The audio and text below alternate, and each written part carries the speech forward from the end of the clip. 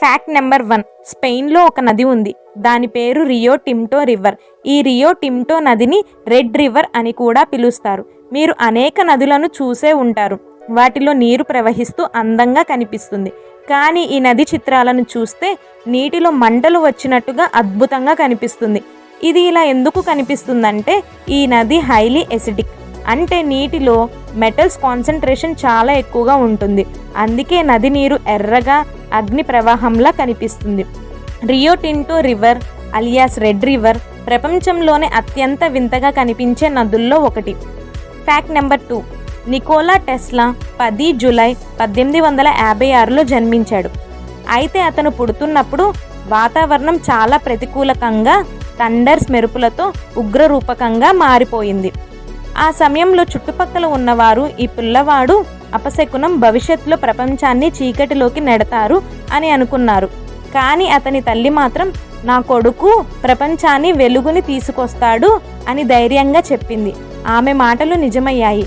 Nicola Tesla whole వరల్డ్లోనే top సైంటిస్ట్లో ఒకడు. ఇప్పటికీ మనం కరెంటు ద్వారా వెలుగులో జీవిస్తున్నామంటే దానికి మెయిన్ రీజన్ ఇతనే. Fact number 3. చాక్ పీస్ ఉంటుంది కదా, మనమందరం స్కూల్లో చూసే ఉంటాం. దానిని తీసుకొని బాగా క్రష్ చేయండి. చేతిలోకి తీసుకుంటే పౌడర్లా కనిపిస్తుంది కదా. ఒకవేళ మీరు ఆ పౌడర్ని ఎలక్ట్రానిక్ మైక్రోస్కోప్తో జూమ్ చేసి చూస్తే అది పూర్తిగా వేరేలా కనిపిస్తుంది. ఇది చాక్ పీస్ యొక్క మైక్రోస్కోపిక్ ఇమేజ్. ఇక్కడ కనిపిస్తున్న ఈ రౌండ్ స్ట్రక్చర్స్ అన్నీ కలిసి ఒక చాక్ పీస్ లాగా రూపొందుతాయి. This microscopic image is wonderful. Fact number 4. Dinosaurs గురించి ఈ ఫేమస్ స్టోరీని అయితే మీరు వినే ఉంటారు. కొన్ని లక్షల సంవత్సరాల క్రితం మన భూమి మీద ఉన్న డైనోసార్స్ అన్నీ ఒక ఆస్ట్రాయిడ్ కొలైడ్ అవ్వడం వల్ల అవన్నీ అంతరించిపోయాయి. ఇప్పుడు ఒక డైనోసార్ కూడా లేదు.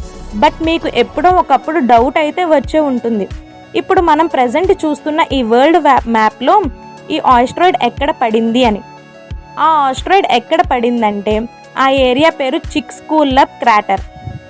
ఇది మెక్సికో దగ్గరలో ఉంది. దీని డయామీటర్ వచ్చేసి 150 కిలోమీటర్లు అండ్ దీని డెప్త్ వచ్చేసి 20 కిలోమీటర్లు.